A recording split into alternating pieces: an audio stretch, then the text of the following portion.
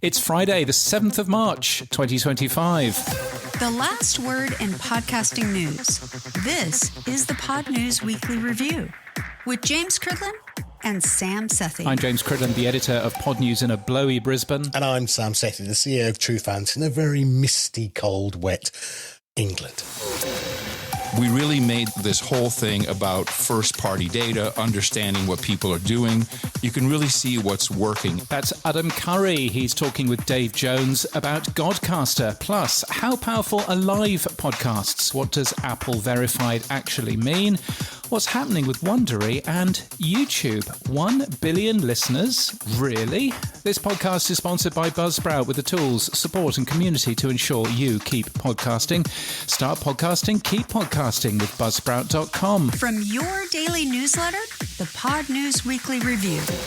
Now, Adam Curry, the co-inventor of podcasting, and Dave Jones, a key innovator behind Podcasting 2.0, have a new project called the Godcaster, godcaster.fm if you want to go there. It's a new podcasting platform with a simple mission to empower local broadcasters, churches and ministries to reach wider audiences through innovative podcasting and monetization tools. Have you been to Godcaster yet, James? I have been to Godcaster. I think it's a very interesting solution to a particular problem in that part of the media. You started by asking Adam Curry, what is the Godcaster and why did he want to bring it out? The Godcaster came about over a year ago. Someone who had seen me speak at the Spark Media Conference in Houston came to me and he said, I've got this thing. It's not an app. It's a service. It's for radio stations. I hear all these cool things about the podcast index. Can you tell me about it? So I chatted with him and then he came back again. He had some more questions. And by the third or fourth time, his name is Gordon Marcy. By the third or fourth time, I had started to put together what was going on, and he's been in the radio business all of his life at big networks like Salem, and these are all faith-based broadcast organizations and stations. The solution he had was a podcast player for radio stations, and as I was talking with him more and more, I learned that there's a real conundrum with radio. Not like we didn't know it. Local programming has gone away. Most of this is nationally syndicated content, which also is available on a podcast.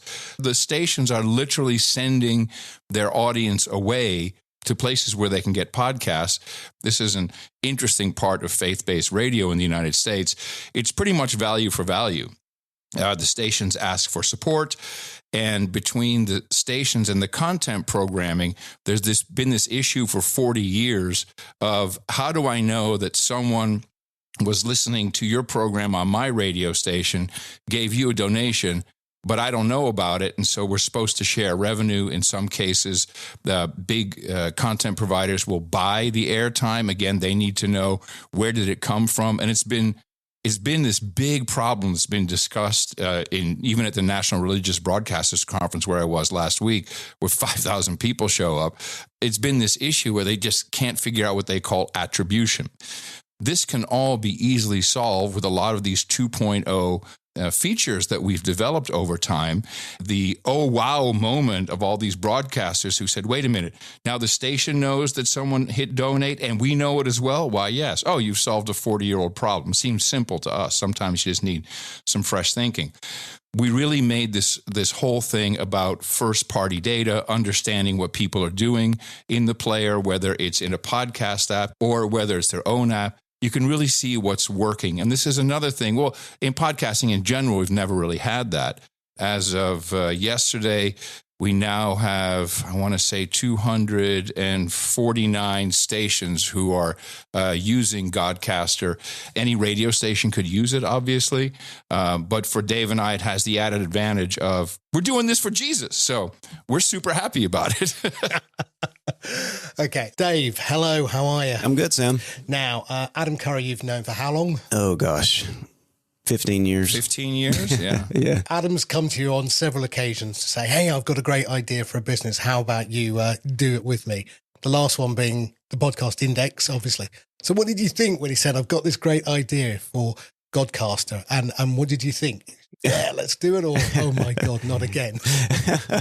There's always an equal amount of both. involved in every one of those. But my standard answer to Adam whenever he says, "Hey, let's do so and so," is yes, and then we'll figure it out later. We'll figure out actually how to do it later. So I always answer yes first, and then figure out later if it's actually possible. So yeah, the same thing here. I love it. That Jim Carrey film, Yes Man, where he says yes to everything. That's it. It's exactly. Okay, so let's take a little step back. How long is it taking you to build this platform, and where did you start? I mean, you've got a blank piece of paper, you're looking at it, and you're going, how do I build this thing? So what did you do? We sort of took over an existing product with Gordon's product that was called Glory Stone, and so I determined early on that I was just going to rebuild that thing from scratch. It was an older platform. I mean, it still worked well. It was an older platform that had been sort of upgraded over the years to have sort of more modern features. But the core of it was still sort of an old LAMP-based application, PHP, MySQL, that was just showing its age. So I just determined to build from scratch and initially replicate all the features that we thought that the current customers couldn't live without. And then at the same time, sort of weave in the newer stuff that we knew we were going to be needing to bring the product up to what we wanted it to be. So it took, it was rapid. Lots of, late night, early morning coding sessions to get this thing up and running in about 5 months. So it went from 0 to, launched in 5 months to be ready for discussion about it and selling at NRB for people who would want it. So that was the time frame. We pretty much hit everything we wanted to achieve by then. The way me and Adam have always worked has kind of been that way. We just go as fast as possible, and then trying to hit a target, and then at the end we kind of sit back and say, okay, where are we at? Let's go clean up the mess. Let's go, polish things up here and this kind of thing. So we're kind of used to working that way. We were building it, building the airplane in flight, to be honest. Yeah. Because we had customers, there were existing customers who had migrated over, and it would literally be the customer would say, hey, my window popped out here. I'm about to get sucked out of the airplane. And we go, Dave, we're losing passengers, man. So it is the way we've worked. It's nothing more fantastic than working with live customers. There's also nothing more scary with working with live customers. And I just want to say, as you said, I've worked with Dave on many projects. Some things have just been for us. Some things have Podcast Index, which is the most successful. But of course, we have zero income from it, which was never the intent. The things that Dave builds are rock solid. The systems stay up, and he's never really done a user interface. He's done user experience, UX, but really a beautiful UI is something he's never done. And man, he knocked it out of the park. It's a beautiful, beautiful product. Thanks. Congratulations to you both. So what is the platform? Because it's not what I would have thought you would have gone for originally, which would be a native iOS app. That's what we're all told to do. So why did you make the decision to go and build what Adam's nicely called a universal web app rather than a progressive app? Like with everything that we do, it's a little hard to explain. This really isn't a podcast app. This is something really different than that. The thing about the linear to digital transformation for radio is that if all you do is just transfer that broadcast linear audience to a website player, you've really done nothing. The problem with Glory Stone, the old player, was that it was purely just a website player. And it was no different than a podcast app, but you just had to go to this radio station's website to do it. So that's just as restrictive as broadcast, maybe even more so. What we did was we said, okay, you're going to have a web player because that's helpful to the customer. Their audience wants that. We're going to build a web player that's installable on any radio station's website, and they can plug in all the different content, all the different podcasts that they play on air. They'll plug that in to make what's essentially an on-demand guide in a player on their website. But every player they build also spawns an RSS feed that has all of those shows in it. And that RSS feed is branded to the station. So the station gets their own RSS feed that will hold all of the podcast content and gets essentially redistributed back out to the podcast index and other directories, so that now KHCB's customers or listeners can subscribe not to just focus on the family, they can subscribe to KHCB itself. And by doing that, they're going to get Focus on the Family and all of KHCB's other national content and KHCB's local content. They're going to get all of this stuff in a single feed that they can then subscribe to in a normal podcast app. Something like True Fans, Apple Podcasts, Overcast, Podverse, Podcast Guru, all the 2.0 apps. It's a standard podcast feed with 2.0 namespace enhancements in it. That's the thing that we took to it is yes, our player, we're proud of it and we're glad that it works well, but we're just as happy for people to not even use our player at all, but instead to subscribe to these radio stations' podcast feeds in their own podcast app. Now you're allowing your listener, as a station, you're allowing your listener to listen to you, including your live broadcast, because we use the live item tag. Now they can listen to you in their own most convenient, preferable way, which is the podcast app. It really doesn't matter who's listening to your content and where. We want to accommodate all of that and then give them some stats that will show them what's happening. We support the live tag. We support funding, support the value tag, chapters. We pass all that stuff through, and then we add some of it as well for like location tag. We also support PodPing, of course, for live broadcasts and all that kind of thing. A lot of that stuff is interdependent, and we built that out. But then we also have this other huge list of things we have to support, and that's going to be what comes next. So we have, we're going to be supporting sound bites and transcripts, publisher feeds, all the value time splits. Just pretty much all this stuff is on the to-do list. And the publisher feed is great because what we're allowing, and through various partnerships, we're going to be able to allow the radio stations to make it easier to push their own content out through the traditional podcast hosting platforms that we always have had good relationships with, Buzzsprout, RSS.com, Blueberry, all these guys, and then even in the newer 2.0 focused hosts as well. So we're going to leverage all those, relationships we've built over the last, nearly 5 years to help the radio stations build up their own content catalog. And then we'll be able to put all that stuff into a publisher feed like you're talking about. Then the radio station has their own master feed that that shows their brand, everything, and then underneath that, all of their content. So yeah, I think you're just sort of anticipating where we're headed as well. Mm. So with all of this now out in the open and you've got a clear pathway forward, just very quickly, you've got this other project, Podcast Index 2.0. Where do you see that taking shape in 2025? What's going on in your heads that you think, we're healthy, this is happening? Where are your thoughts on it currently? I would say that I think we're in a good place. The Podcast Index and the namespace, they've hit a point where people are comfortable with the technology, I think, now. And so, we just had a big discussion this week about the images tag and about how to re-engineer that thing to be good. And so now we're looking at, I'm processing things mentally as how do we need to sort of shape the way we do tags and the way we do namespace work going forward to sort of fit this new model. In the beginning, it was nobody knew what we were doing. Nobody understood any of this stuff. We're having to deal with pent up demand for new features for for 15 years worth of content. So we were just going to, go typical fashion, just go as fast as we can. That really has changed. And so now things are at a slower pace. And I think, going forward, I think we're probably going to focus on just one or two things with each phase of the podcast namespace.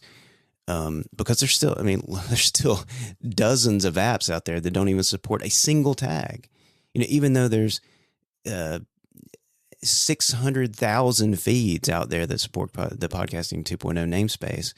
There's maybe more than that. I haven't counted in a while. There's so much content that has the Podcasting 2.0 namespace tags in it, but many podcast apps just still don't even support the very first one, something easy like transcripts. So I think there's no need to just rush anymore. But at the same time, I think it's good because now we can just slow down, have our focus on one thing, and then with the namespace. And then on the index side, I think we're shifting focus to decentralizing because we don't want to just become another Apple with a directory that everybody's dependent on, even though it's open. So we want to decentralize that as we can. I think we're getting to the point in the index and the namespace where we're a mature technology, and now our focus gets to shift to sort of mature, more important things. So what Dave said about decentralizing the index, we have kind of said from the get-go, the podcast index, our job is to eliminate ourselves. And that means there's, whether it's distributed hash space or however we wind up doing it. And there's some amazing things being done. I would love to see PodPing integrated more. I did a presentation at NRB in the ballroom, and I showed the tiles.podping.org, and people just, their minds were boggling, like, wait a minute, this exists? How does that happen? How do I get my podcast updating that way? And with Godcaster itself, I hope that we can show a path for developers. You're doing this with TrueFans, is to show that you don't have to just create another podcast app. You can create an experience or an interface or a service for a group of people who want to use podcast technology, and specifically podcasting 2.0, since there's such a rich environment. So this, I think, is where we can have great success instead of, as I lovingly call the podcast industrial complex, focusing on what share does this app have? Well, that's going to remain kind of the same for a long, long time. But meanwhile, as we've proven with value for value in general, you can make a living, you can make your product successful with a smaller demographic in this highly connected world. So certainly on the Podcasting 2.0 podcast, which is where the name came from, although it became kind of its own beast, is to show more of that. And as more of these experiences are developed, I think you'll see the rest of the industry come along with that. Adam Curry, Dave Jones, I could talk to you for hours on this, but thank you very much. Now, where would anyone go, Adam, for getting more information about the app itself? Well, the service, godcaster.fm, and really appreciate the work that you do, Sam, and that James does. Power, as we call it, Power, is is certainly one of my weekly listens.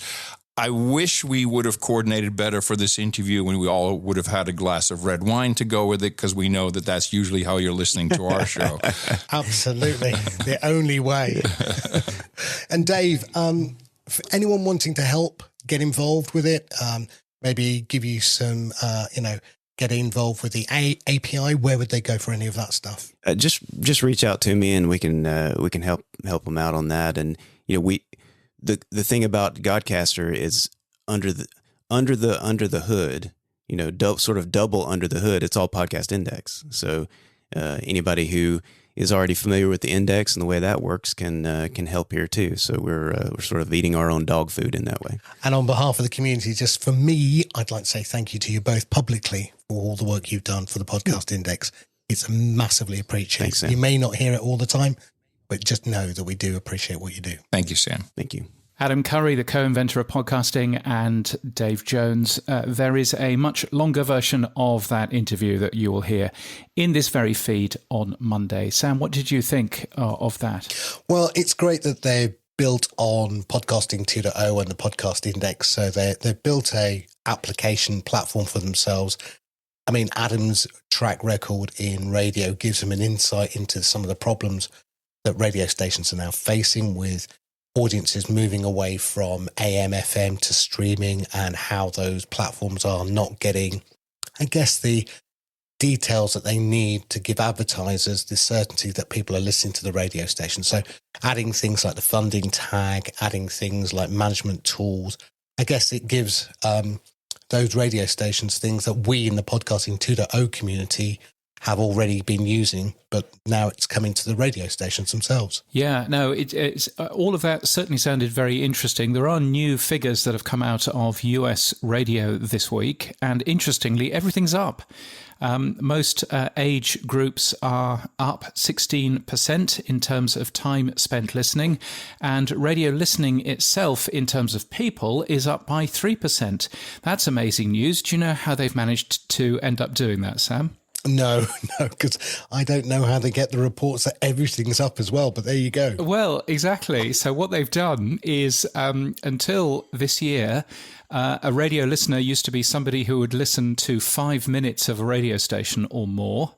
This year, it's 3 minutes to a radio station or more. So surprise, surprise, everything has gone up.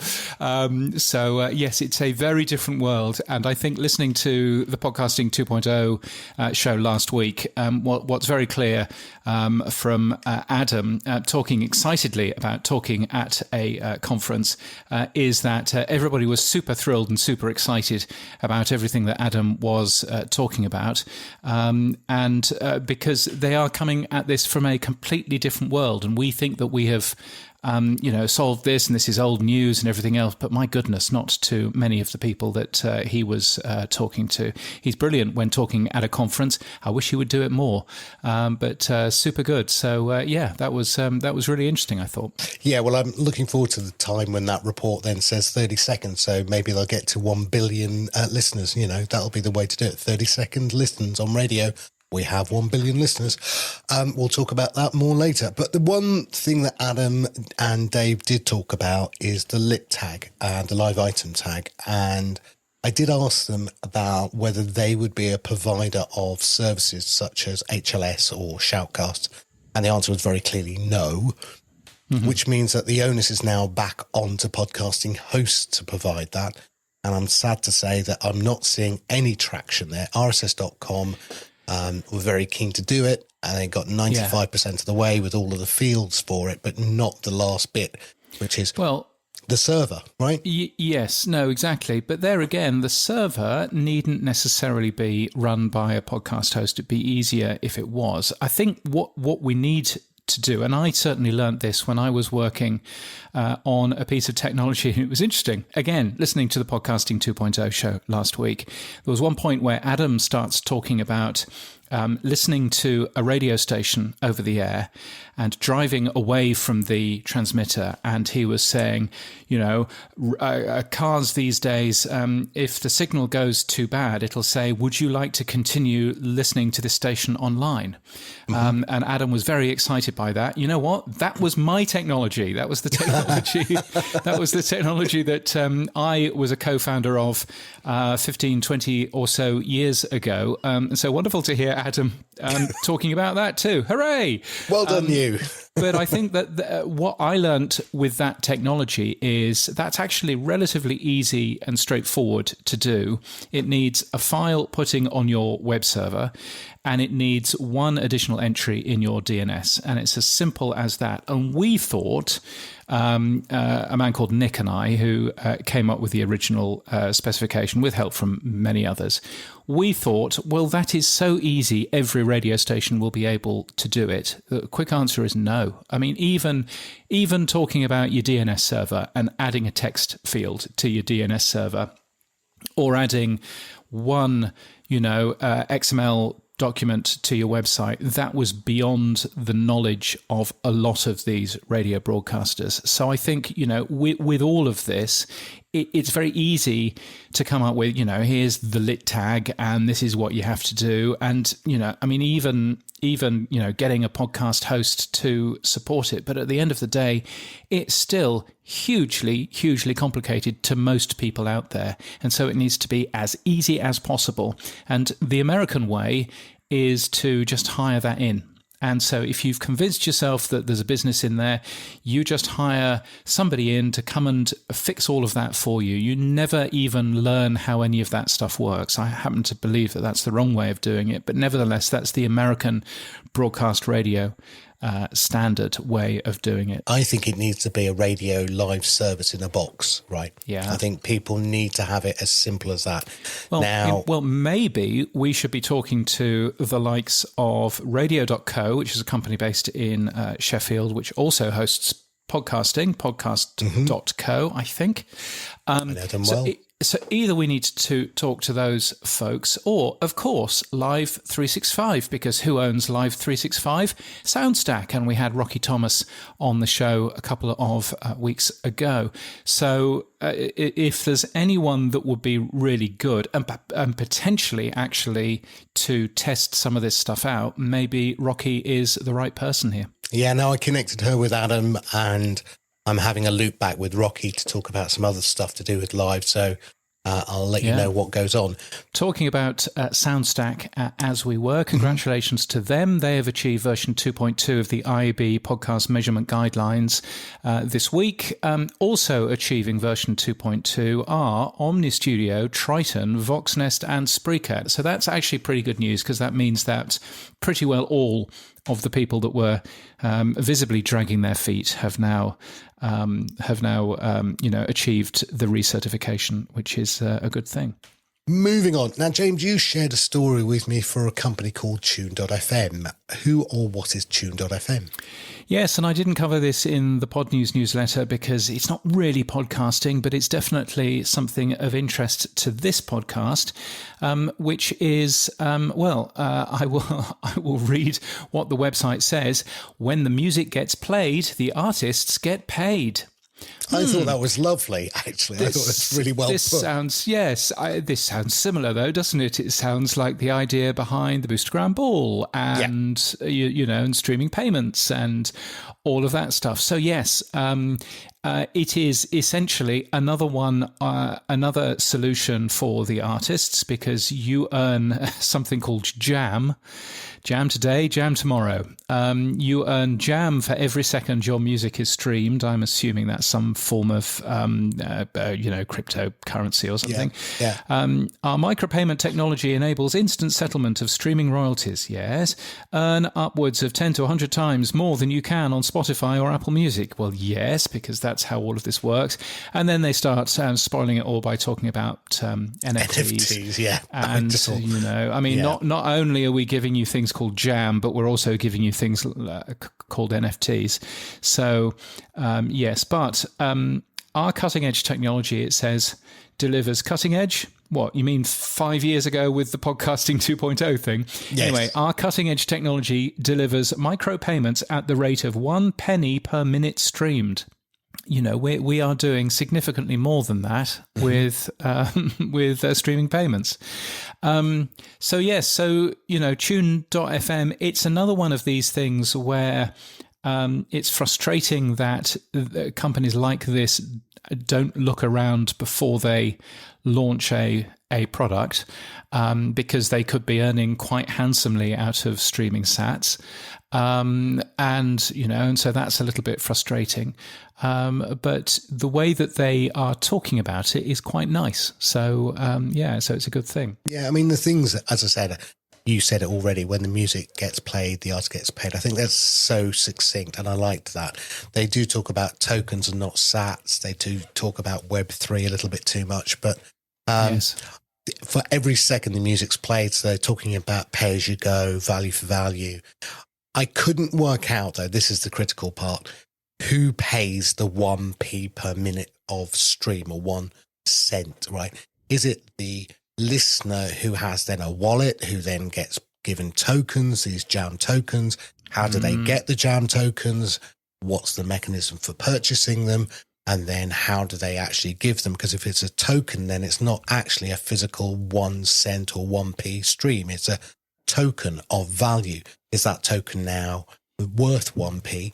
All of these are questions that if I could interview the CEO, Andrew Antar, I would be asking, because I don't think it's very clear from the website what is the way that they actually enable all of this. They talk about the things that we talk about in Podcasting 2.0, but they actually don't talk about the how, and that's the problem. Yes, indeed. It would be lovely to talk with them. Now, weirdly, they sent me a press release. I looked at it and I thought, well, it's not a Pod News thing, but I thought that you might find that interesting, given true fans and everything else. And so, yes, I've reached out to them. That makes a bunch of sense. And yes, and they haven't really said anything, have they?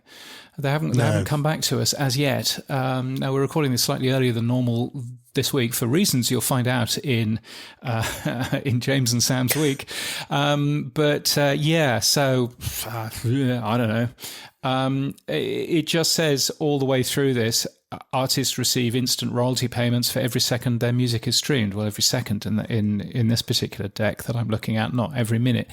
But but as you say, it's not very clear where that money is actually coming from. You do, though, get demographic information about your listeners, which is interesting. Mm-hmm. Also built in to the app is direct messaging. Not quite sure how that works. And I do notice in one of their decks, they do have a screenshot of the app and it says wallet on the top of the screen. So there is a wallet going on there. There is something called a jam price and a rate per minute. And all this kind of nonsense. I mean, again, why they have to make it so complicated? It was complicated enough with Sats. and now it's all about jam. Yes, but really interesting. And I wish that it would be good to talk to these people and learn a little bit more. I should say that they have got $20 million in funding. Wow. They've clearly got some cash there. Okay, I can now see who's paying. Yes. Well, yes, exactly. So, and they've got some nice coverage in things like Rolling Stone and TechCrunch and Fast Company. So, who knows? But anyway, that's certainly one to look at because, why shouldn't they be talking about podcasting as well in there? Now, moving on, James, there's a couple of stories about Wondery I've been wondering about, and I thought we'd have a little chat about. Yay, yes. Amazon's Wondery has said that there are a number of small job layoffs in the company. And we talked last week about how they've closed operations in Brazil and Mexico. Yes. So what's going on with Wondery, James? Are they in trouble? I don't think they are in trouble. I think that they are doing what any good company does and looking every so often at the cost base and going, oh, we're actually making money out of that. Right, well, let's stop doing that then. They have cut what the company calls a small number of jobs. Someone talking to Reuters who had this particular story said that the number of affected people was dozens and dozens. Amazon says, no, it wasn't. I would suspect that for Amazon, it is a small number of jobs, but for human beings, it's quite a large number of jobs. So I suspect that's how that works because Amazon is so large. I think it's telling that both content and advertising teams have been affected as well. So yes, not quite sure, but certainly having a look at the wider picture, there have been quite a lot of right sizing.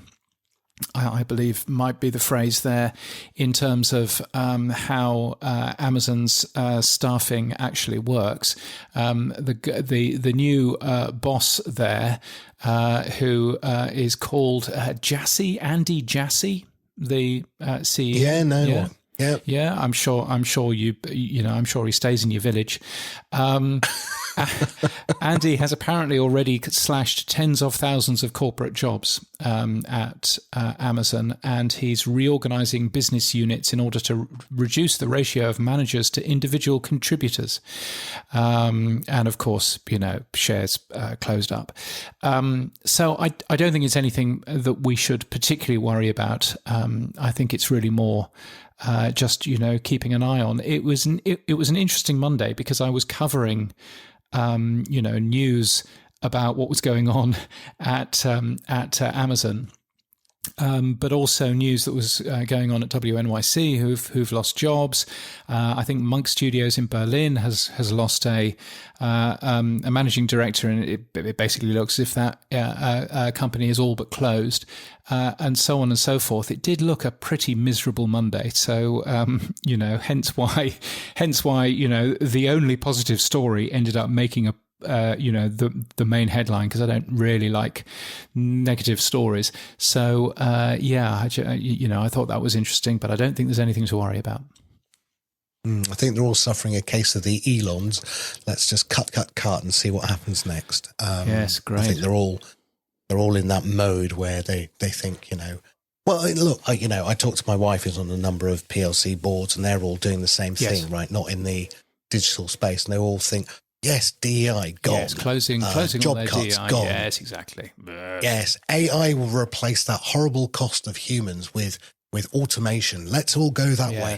And that's all you ever hear them talk about nowadays. So I can expect that as well. Now, look, talking of Amazon and Amazon Web Services, and Andy Jassy, who used to work there, was the head of it before he took over from Mr. Bezos. You asked the question, is hosting a podcast on Amazon Web Services a good idea? What was the answer, James? Yes, I did, given that I've been doing it for the last 5 years. And what was interesting is going back and essentially I was updating a post which I had made way back in 2019 to basically go, okay, what does it look like now? The interesting thing about Amazon is that they have a free tier, and they have recently changed the free tier, which is why I updated it, because somebody asked me.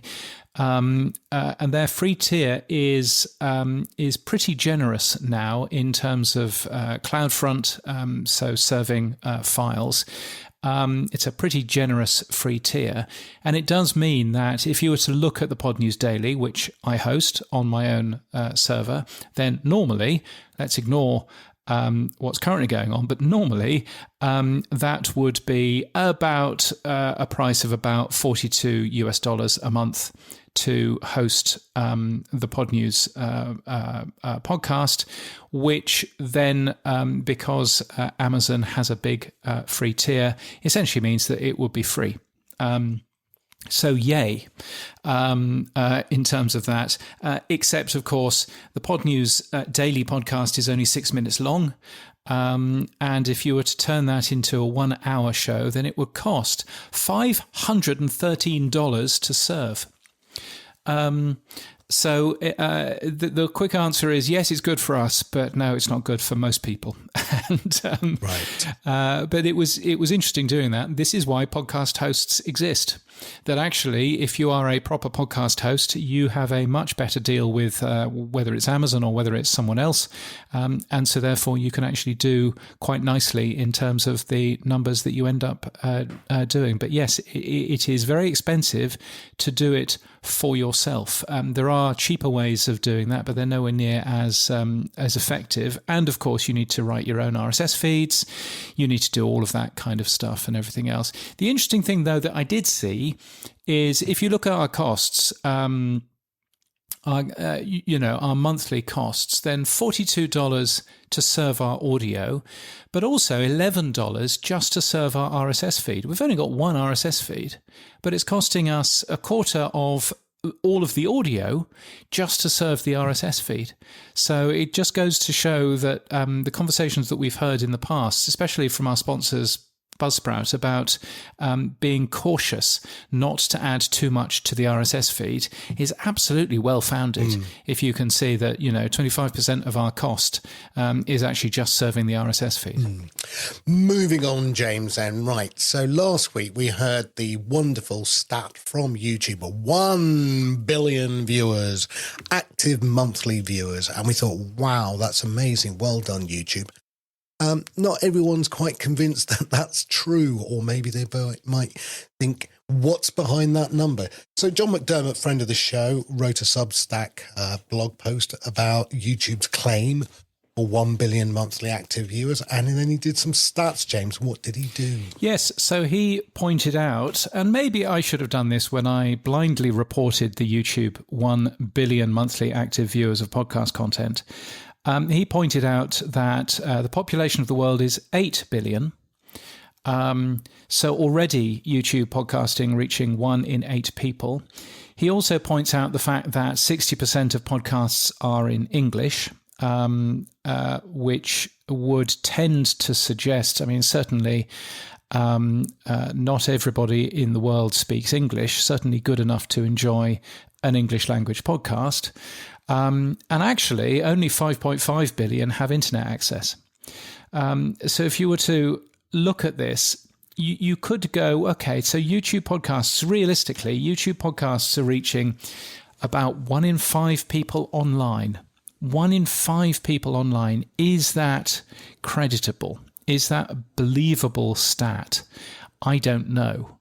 But I don't know what a believable stat is. Spotify claims that it has 170 million people using podcasts on a monthly basis. Is 170 million believable? Probably. What would be believable from a YouTube point of view? A billion? 500 million? 250 million? I don't know. But it was interesting because it did make me sort of stop and think. Are YouTube podcasts really reaching 1 in 8 people on the planet?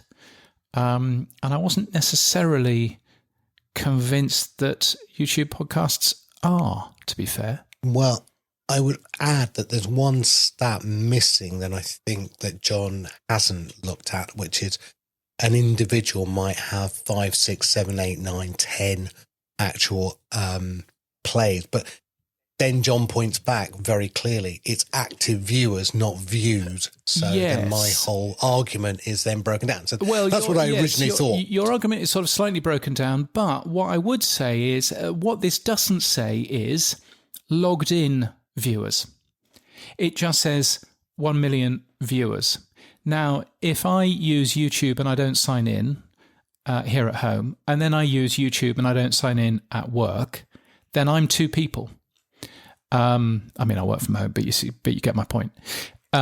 So, and actually, if I look at YouTube on Monday, Wednesday, and Friday, then I might not actually have the same IP address every single time because I might have had 4 hours without any power and it's reset my IP address, and so therefore you can see that. If YouTube's figure is signed in viewers, well, that's very impressive. If YouTube's figure is using the IAB definition of a listener, which is a unique IP address and user agent, well, you can imagine that might be rather larger than it is, which is why Spotify's number of 170 million is interesting, because 170 million in terms of a number is 170 million signed in users, because you can't listen if you're not signed in to anything on Spotify beyond 30 seconds. So I think there's definitely sort of something there. The devil is in that detail, and I don't think we've necessarily got that detail from the folks at YouTube. I do worry that we talked about earlier, radio reducing the listener from 5 minutes to 3 minutes to increase what would seem the amount of time people are listening to radio. I'm getting a little bit worried that we have this attention economy where clearly there's a lot of people watching YouTube. There's a lot of people listening to podcasts because the numbers are always going up. Yeah. More going to radio, more to TV. I mean, where are these people? I don't have more than 24 hours in a day and my attention span cannot increase, but seemingly the world is increasing the amount of time it spends online with all of these services. Yes, and Edison's Infinite Dial is showing a bit more, and Edison's share of ear studies are showing, numbers in terms of total audio. Certainly numbers in terms of total audio consumed in the UK is going up, which is interesting. And so you get those sorts of figures. I have to say, I'm most interested in the number that we never see, which is time spent listening. And I would much rather have, attention is hard to measure, but time spent listening shouldn't be hard to measure, but we can't measure that. That is much harder to look at in terms of, we don't get that in terms of podcast stats unless you go and sign into the Apple Podcast Connect and so on. That's the thing that I'm most interested in, is time spent listening. Actually, reach or cume is much less interesting to me than total time spent listening. And we have no open data which really shows that. The closest we can get is Radar in the UK has just released that 9% of time spent listening in the UK to audio is to podcasts. 9%. Now, 28% of people in the UK are listening to podcasts, but only 9% of time spent listening is to podcasts, which shows to me that there is considerable space in the growth of what we can achieve in terms of podcasting. Because, if everybody listened twice as long, we could really succeed there. So I would love to see more of that data, but that data is much harder to come by. Interestingly, both Apple and Spotify both have that data. I've asked Apple, and they won't tell me how long people spend listening. YouTube are unlikely to tell me that. Spotify unlikely to end up telling me that either. But they are the people with that data, and it'd be fun to find out, wouldn't it?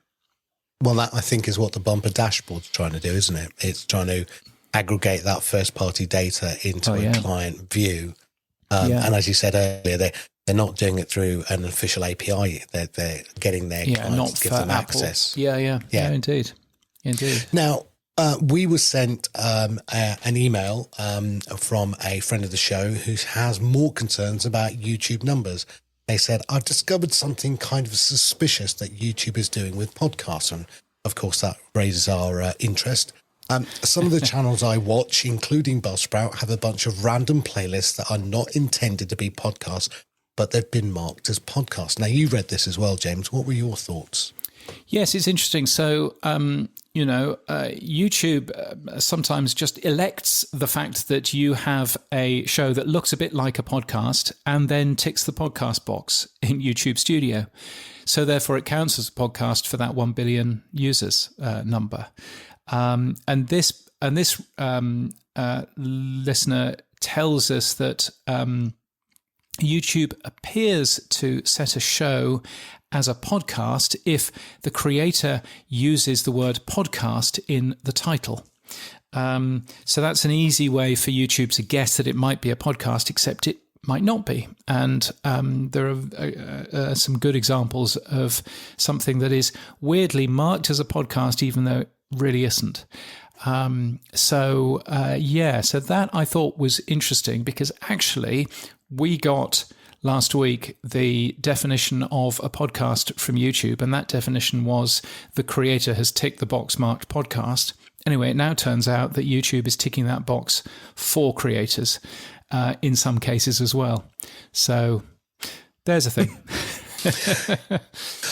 Now, Spotify Open Access, which I think is badly named. I don't know why it's called Open Access, but we'll come back to that in a minute. iVoox, or however you're supposed to say it, has announced an integration with the Spotify Open Access. What have they done, James? Yeah, so iVoox or iVoox, I don't actually know. They have, they're a podcast hosting company, and they have a system with their app which allows you to pay for a podcast, pay access to a podcast. But of course, it only works on their app. And so they've signed up with Spotify Open Access so that if you want to, you can also listen to that show through Spotify as well. I think you still have to sign up on this podcast website, but you can then listen in your Spotify app rather than in the iVoox app. That's a pretty standard Spotify Open Access thing that isn't meant to be anything more than, you've paid for this content, you can listen to it in the Spotify app because that's where you listen to everything else. So there's no conversation around security or anything else. It's just a no-auth sign-in. Super easy, super straightforward. But I would say it is security, because what they're doing is passing a token back through the OAuth to say, yes, we confirm that this content has been paid for, therefore you can allow it to be streamed on Spotify. that's the way it works. Yes. And I think that's certainly security. But what they're not doing is there isn't a way of downloading that content as a specific file as there would be in an open podcast player, because Spotify doesn't work that way. Now, Spotify, we've talked about YouTube doing some slightly weird things. Spotify seems to be doing the same. We also had an email from somebody saying that the numbers are out now for the Spotify partner program related to video. And the highlight of that email to me was video versions of their podcast. This is clients of this company throughout January who enrolled in the Spotify partner program actually lost them nearly $1,000. Yes. How do you lose $1,000? I mean, what, do you negatively play something? I mean, I don't get that. How do you lose $1,000, James? Well, so this story, and we covered it this week in the Pod News newsletter. It's from Amanda McLaughlin, who works at Multitude, but it's an anonymous client of hers. This particular podcast was using SPAN, the Spotify Advertising Network, i.e., ads in the middle of a show, audio ads, was using that to monetize, but getting an awful lot of their plays through the Spotify platform. Now, as we know, when you turn into video, then it takes the audio from the RSS feed away, and all you get to listen to in your Spotify app is the soundtrack of the video. And that essentially means that you can't do any programmatic advertising anymore. You can't do any dynamic advertising built into that. It is just purely the soundtrack of the video. So therefore, actually, yes, they got a payout in January, $579. Hooray! But they didn't get the normal payouts that they would have done through SPAN from the dynamic ads that were put into their audio, of somewhere like $1,500. So as a result, paying all of this extra money to make videos, then uploading those up to Spotify has ended up essentially losing them, $1,500 from the podcast, and they only earned $597 from the video version. So it's clearly not worth their while, and they're opting out of that. I think this goes to show that, again, the devil is in the detail in terms of how the Spotify partner program for video works. And yes, and for this particular client, they were earning much more from their audio show than they were from video, and it was a mistake for them to start uploading the video stuff, quite apart from the additional costs of that. I love the line here. She goes, "This stings particularly for us when Spotify just claimed that the Spotify partner program made hundreds of podcast creators $10,000 plus in January. That claim sounds impressive on the face of it," she says, "but how much of this SPAN revenue did those creators lose?" Correct. Again, what did they get? So she's actually, her client has decided to opt out of this partner program from Spotify and stop pivoting fully to video. And again, yeah, as you said, devil in the detail, and the detail seems to be it's not worth it right now. And I'm surprised that Spotify hasn't clearly done the maths in terms of that, because, one would assume that Spotify would have worked out how to get the maths to balance so that you would earn more from the video stuff that they clearly want rather than from the audio stuff. But they seemingly haven't actually done that, which is, a surprising thing. I've just got to read it from what she said. "My client and I decided to opt out of the SPP program, the Spotify partner program. But in the meantime, they're requiring podcasters to give up a proven revenue stream for an untested program with secretive maths." Yes, that is it. Yes. You can't say it better than that, really. Yes, no, it's really good. So yes, it's well worth a peek. You'll find that in Wednesday's Pod News daily newsletter. let's move on, James. Let's fly around the world a little bit. What's going on in Canada? Yes, let's do this nice and quickly. So in Canada, there's a new online magazine for Canadian podcasters launched. It's called Canadian Podcaster, and it's free. If you prefer a newsletter, you can also, of course, get Pod the North, which is very good. Down in Australia, ARN, who runs iHeart, they have announced a cost-cutting exercise over the next 3 years. Flat revenues for that company here in Australia, it actually went up overall, but only because they own some posters in Hong Kong, would you believe?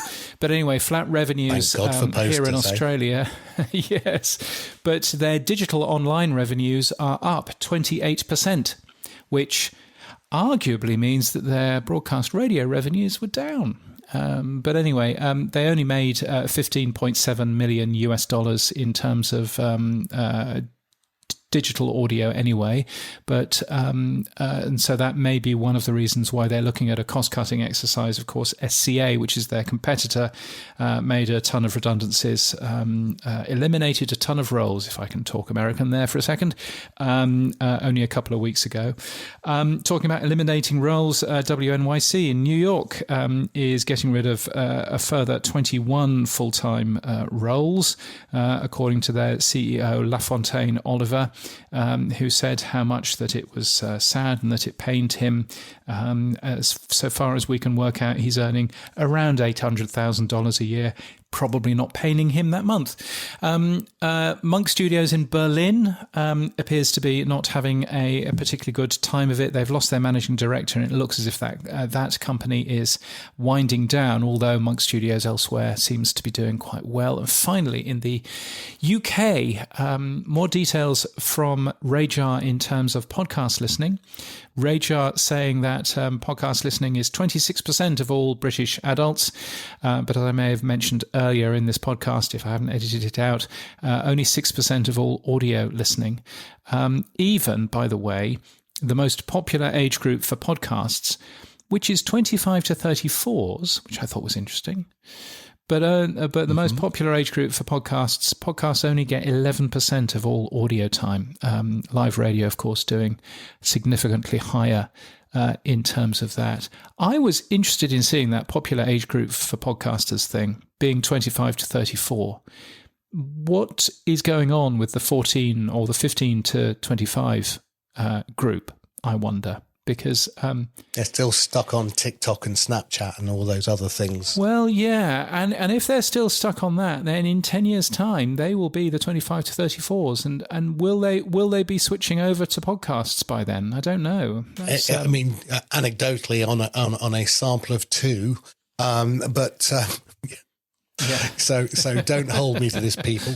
But I look at their age and taste changes. You know, they're in the attention model of TikTok, and you know that quick fix, and then eventually they get a little bit more into commuting, and then they're going on trains and they're getting into work, and other people have influenced them. Yeah, there's the commuting, which is a definite thing. Yeah, no, absolutely.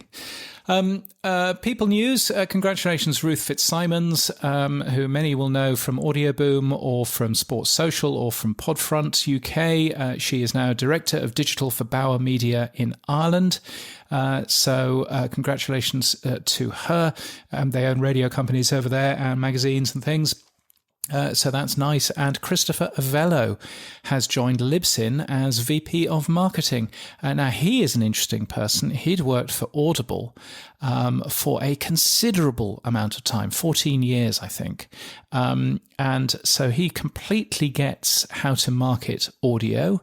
Completely gets that. He's also worked for an audiobook seller as well called Chirp. And now he's working for Libsyn, which of course has a new CEO relatively recently. So I would expect him to be at Evolutions. So it would be interesting to see if I can bump into him and have a chat. But that looks as if Libsyn has made a good signing there. Now, talking of Evolutions, James, let's talk about events and awards. You're going to be there. I'm not going. But there's going to be an exclusive that you announced about Ira Glass. What's going to happen for him? Yes, he's going to win an award at the Ambies. Hooray, Ira Glass. yes, he's winning the Governor's Award at the Ambies from the Podcast Academy. So they're giving an award to an American. Who would have thought? Well, it's the American Awards anyway, so what's it's no surprise. Who would have thought? Yeah, as we say, name a foreign podcast and announce at the Ambies. And many people are going to Athens in Greece this weekend. There's a big radio and podcasting conference going on there, Radio Days Europe, which starts on Monday. I am down as a speaker on Monday, and I'm down as a speaker on Tuesday. And we'll see quite how that Whether works. You get there. More details coming up. Let's do the... and there is one more thing, which is, of course, the PodCamp, podcamp.live to find out more information about that, which is happening in London the same week as the podcast show in London. How is that going for you, Sam? It's going well. I mean, we've got more speakers lined up. I've got a very important call today, straight after this, with Jason from the London Podcast Show. Oh, yes. So I really hope. Am I asking a favour? Of course I'm asking a favour. Yes. Yes. Blag, steal and borrow. Yes. Please, please, please. But and then after that, I will really accelerate into what we're doing. But Yes. It is a case you need of a home we've first. had to tread water. Yeah, Yes, we've you had need to a tread home water, first. and it's not what I wanted, but we'll get there. Indeed. So more details. Fingers crossed next week. The tech stuff on the Pod News Weekly Review.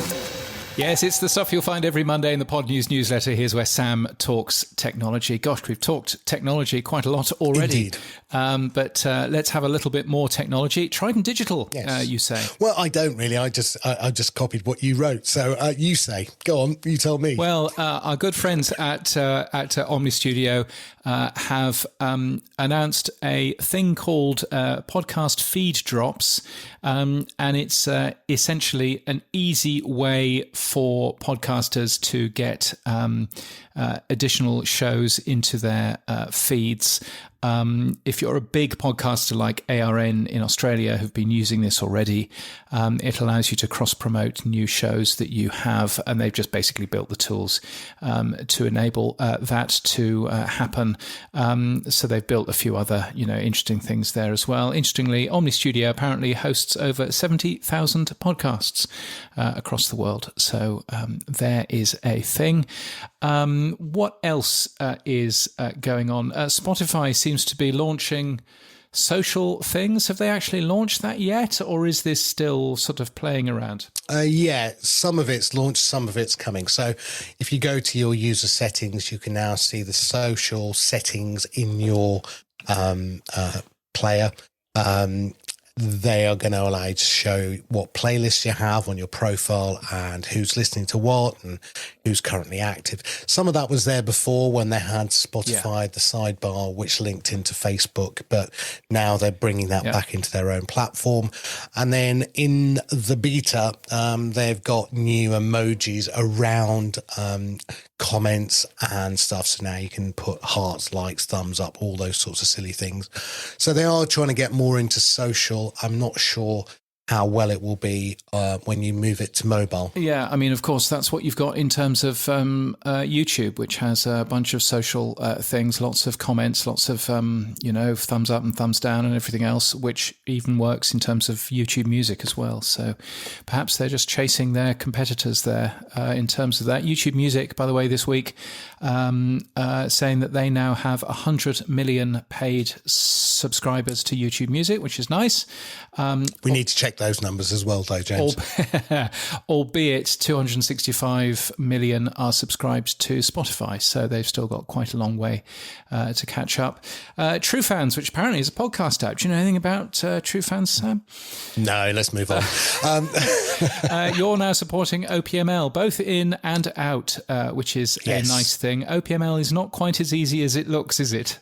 No, but actually, the standard's pretty good. I mean, although most of the apps, or I'd say the apps, implement it two different ways.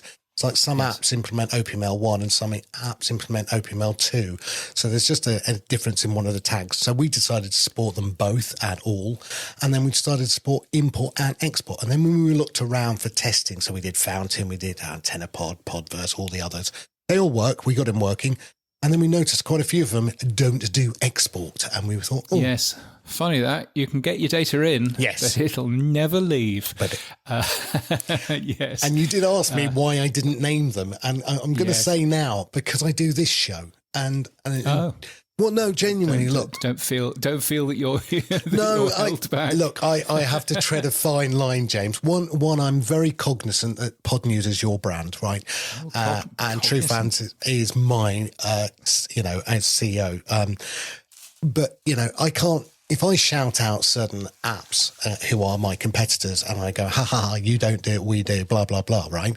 Then when I want to interview them for this show or you need them, then I think I might, cause an issue. So I am very careful and cautious not to be negative and call people out. I will say you can go and look and see for yourself and it will become very obvious, but I won't name them, no. A couple of other things going on. Deepcast has done some interesting things, rebranding their Deepcast Pro product, which I never fully understood who that was for. It's now called Deepcast Creator. They've launched a thing called Podsites, which is a turnkey website solution for podcasters. One of the things that I'm actually waiting for is I'm waiting for somebody to essentially make, and maybe Godcaster is the closest to this, somebody to essentially make a thing that looks like a podcast app. It might happen to be on a website, but it looks like a podcast app, but it's just for one podcast. I think that's probably where the future is, and quite a lot of these pod sites or Podpage or other similar services are busy building a fully featured website. I think just having a player that looks like an app basically would be a really interesting idea. So that's a thing. Yeah, I think we talked about it a few weeks ago how a lot of the hosts have their own web pages. And again, I can see these being improved over time. Again, there was a proposal in the Podcasting 2.0 for a banner tag, and there was a whole discussion, which I actually tuned out of, about images last week. Yes, I don't blame you. Yeah, I was like, should I listen to images or should I go out with my wife? I'm going out with my wife. I haven't really heard. I don't blame you. I did enjoy, there were two things that I enjoyed about the Podcasting 2.0 show last week. One of them was Adam Curry again saying how much he enjoyed speaking at a conference and how amazing it was and how he got so many people oohing and ahhing about Podcasting 2.0, and then in the next breath saying, but I'm not going to do it again. So I thought that was great. But also, secondly, Dave Jones, who has been implacably opposed to getting rid of the podcast images tag because it has completely failed, then turns around and says, well, maybe we deprecate the podcast images tag. And I'm going, really? Boostergram, super comments, zaps, fan mail, super chats, and email. Our favorite time of the week, it's the Pod News Weekly Review inbox. Yeah, so many different ways to get in touch with us. There's fan mail by using the link in our show notes. There's super comments on True Fans, boosts everywhere else, or email, and we share any money that we make too. Now, I have had 4 hours of no power, and one of the things that hasn't rebooted cleanly is my Home Assistant, so therefore I'm sitting in mostly darkness now. And the other side is the Umbral box, which has also failed, which I need to give a tickle to. So there may very well be boosts waiting for me on the Umbral box. My apologies, but I won't be able to read those this week. However, we do have some excellent news. We have a 17th supporter, a sweet Hooray. 17 supporter. I feel there should be a jingle right now, but I don't know what it would be. Right. Yes, exactly. So thank you to Brian Ensminger. Brian is super helpful and useful in the Hindenburg community on Facebook, among many other things. Super useful in terms of that. So Brian, thank you so much for that. You join the rest of the Power supporters, who are David John Clark, James Burt, John McDermott, Claire Waite-Brown, Ms. Eileen Smith, Neil Vellier, Rocky Thomas, Jim James, David Marsell, Cy Jobling, Rachel Corbett, Dave Jackson, Mike Hamilton, Matt Medeiros, Marshall Brown and Cameron Moll. We really appreciate that. That money is split equally between Sam and I. I know that Sam spends it all on wine. No, he doesn't spend any of it on wine. I don't spend any of it on wine because I'm a wine importer. I don't have to. Yes, no, of course. No. He spends it all on True Fans, I believe. So that's always a good plan. That's so currently. true.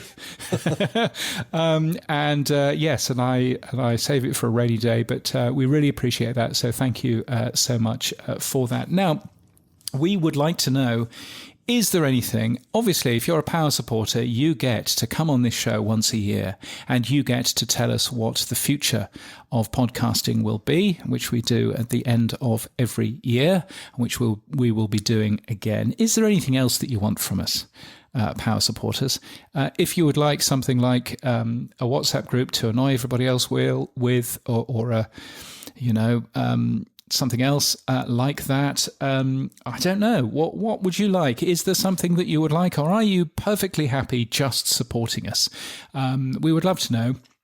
You can send us an email, weekly@podnews.net. And even if you're not a Power supporter yet, you can say what might make you become a Power supporter. Is there something that you would like? Is it a meetup at Evolutions, where I put some money behind the bar and you can drink your money back again?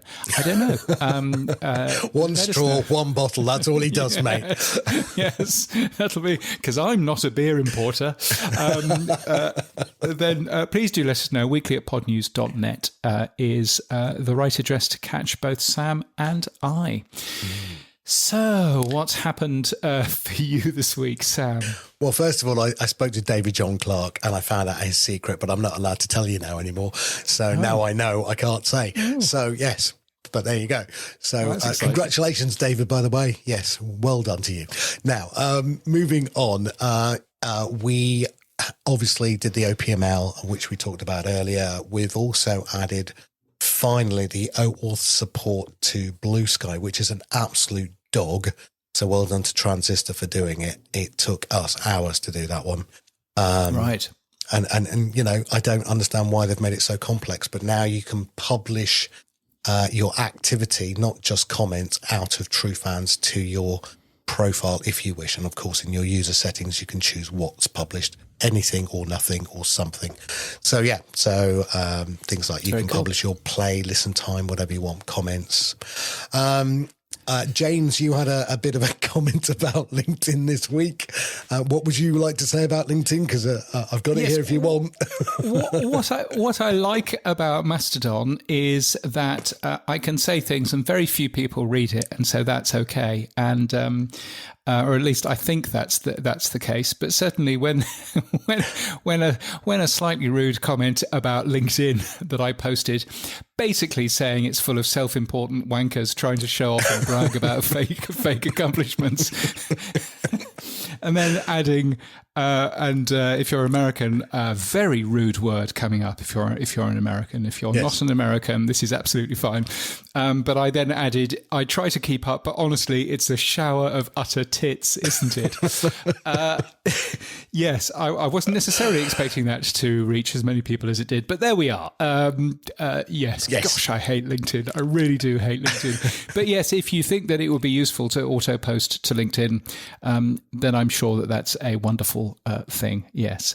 But you're going to also launch a social sidebar. It's almost as if you've looked at Spotify and you've gone, oh, that looks like a good idea. I'll do that. Strangely, yes. Why not? But why not? I think that's a great idea. I would love more social stuff. I mean, obviously, be careful being a social podcast app, but I would love more social stuff. And certainly in terms of Spotify, I discover new music that way because I go, I respect this man or this woman I'm listening to, I notice that they're listening to such and such. I'll go and listen to that. And that is all it is.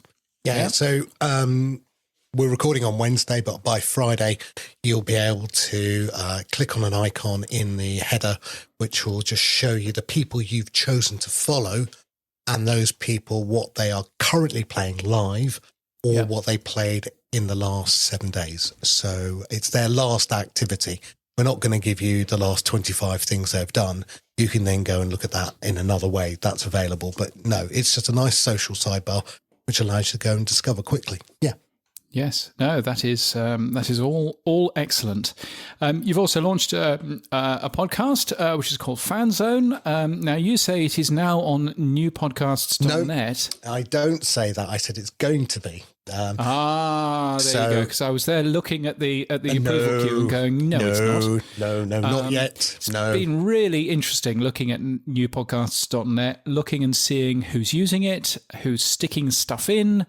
How they're writing it, because I'm going in and rewriting them. But it's much easier going in and rewriting than starting from scratch. So, so it's been really useful doing that. Newpodcasts.net if you want to take a peek. Don't go to http:/newpodcasts.net because that I discover doesn't work at all at the moment. For some reason, I need to forward non-secure stuff over, but I'll get that sorted at some point. But yes, so that is going well. It says here investor meetings. That's investor meetings for true fans. Indeed, yeah. I had that's sounding positive. Very. So again, we are very, very close to announcing. But then I got taken last night to another investor circle jerk where basically was it on LinkedIn? Oh, I think they all were. I certainly had people asking me for it. No, it was just that I haven't been to these for years. And it was one where you get the, I've made my 55 million quid and this is how I did it. I was a scrappy this, that. And they sit at the front and tell you their life story of how they've made it. And everyone in the room oohs and ahs at things. And then everyone tries to get to that person or they try to. It was just awful. I hated every minute of that meeting last night. I just wanted to leave. I'm happy to take your money, but please don't make me do those things again. They are boring. They really are. Well, there we are. But there you go. Yes. Yes, I would love to avoid any of those. Are you doing any more of these Thames walks? Yeah, we're just going to, obviously have tea with Charles now Zelensky's left. We're going to go and pop into Windsor, have a little cup of tea with Charles and head over to Henley. So that's the next stage of our walk, yes. So I'm looking forward to that. Very nice. Come on, James, what's happening for you? What's happened? It was announced at the end of last week that I will be co-presenting the Infinite Dial 2025 from Edison Research. Yeah, I'm super excited. I've got no idea why, but super excited. Presented in a free webinar on Thursday, March the 20th. It's at 2 p.m. Eastern Time, which will be very early in the morning for me. But I would very much appreciate your company on that. Edison Research Vice President Megan Lazovic is doing all of the hard work, and I am occasionally butting in and asking some questions, I have a feeling. Thank you to Odyssey and Cumulus Media and SiriusXM Media for paying for some of the research as well. It's a piece of research that I have been reading for the last 15 years, and I'm super excited to be actually co-presenting it. No idea why, but that's going to be great fun. So very much looking forward. Never meet your heroes, but there you go. I know, very much looking forward to doing that. The Pod News report card closes on Sunday.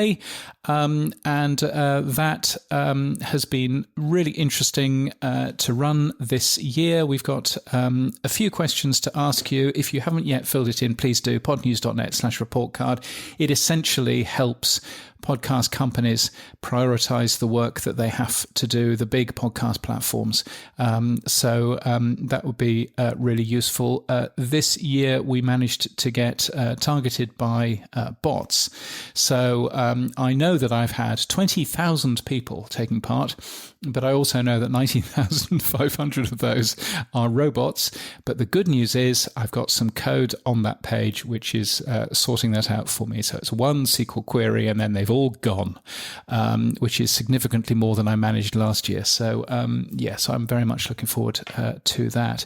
And why are we recording on Wednesday? Well, we're recording on Wednesday because of Tropical Cyclone Alfred. Good morning from what has been a wild night here on the Gold Coast. Cyclone Alfred now just hours away from making landfall. Right now across southeast Queensland and northern New South Wales, everyone is feeling the full force of this storm.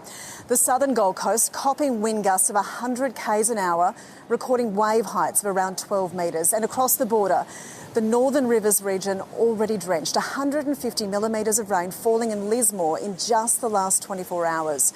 And the worst of these conditions is still to come. It's going to be pretty damaging. I mean, everything is talking about, everywhere is closed from tomorrow, Thursday on. We're certainly planning to lose power again and to lose internet and everything else. I'm going to be writing Friday's pod news later on today, Wednesday, just so that it's there, just so that I've got something. It's the first tropical cyclone that I've ever lived through, and my goodness, it's quite scary. It's quite scary. The only slight problem that I've got is I am supposed to be flying to Radio Days Europe in Athens in Greece on Friday afternoon. I wouldn't do it. That plane lands into Brisbane Airport, should be landing into Brisbane Airport Friday morning at 6:30 in the morning. It won't be, I'll tell you that for now. And so therefore, I'm definitely not flying on the Friday. I don't think I'll be flying on the Saturday because I don't think there'll be a plane ready and waiting for me because, of course, it has to land Saturday morning and, and Friday is the big day. So I have a feeling that I'm going to have to call off going to Athens, which is a real shame because I've been to every single radio days that have ever existed. So that's a frustration, but still, there we are. Better to be, alive, I suppose. I think the word's safe than sorry. Yes, exactly. But yes, so if you're wondering, particularly why the Pod News newsletter has looked a bit sparse over the last couple of days, that's and I've not replied to any of your emails, then that's probably why. I've had quite a lot going on. So we'll see how all of that works. But I've never listened to as much ABC local radio as I have, but learning all about stuff. Sandbags, for example, because obviously a cyclone brings floods. And so sandbags... You live on a hill. I know I live on a hill, but lots of people don't. And 250,000 sandbags have been given out over the last couple of days. It's astonishing. I mean, really, really quite something. So you get an awful lot of... you get wind up to 120 kilometres an hour, and then you get... all of the rain, and it's the rain which is going to be really hard. And then everything finishes and you go, oh, that's lovely. And then you realise that you're in the eye of the storm and then everything happens all over again. But yeah, it's going to be quite a thing. Anyway, so there we are. So good luck for me. Look on James's YouTube channel for videos of a cyclone. Yes, don't look on my YouTube channel because all you'll see is random pictures of me finding bugs in pieces of home electronics. But still, but yes, it's going to be an interesting time, shall we say? Anyway, that's it for this week. All of our podcast stories taken from the Pod News daily newsletter, podnews.net. You can support this show by streaming sats. You can give us feedback using the Buzzsprout fan mail link in our show notes. You can send us a super comment or become a power supporter like the sensational. Now it's got to be the Sweet 17 now, hasn't it, James? At weekly.podjuice.net. Yes, our music is from Studio Dragonfly. Our voiceover is Sheila D. We use Clean Feed for our audio. We edit with Hindenburg, and we're hosted and sponsored by Buzzsprout. Start podcasting. keep podcasting. Get updated every day. Subscribe to our newsletter at podnews.net. Tell your friends and grow the show. And support us. The Pod News Weekly Review will return next week. Keep listening.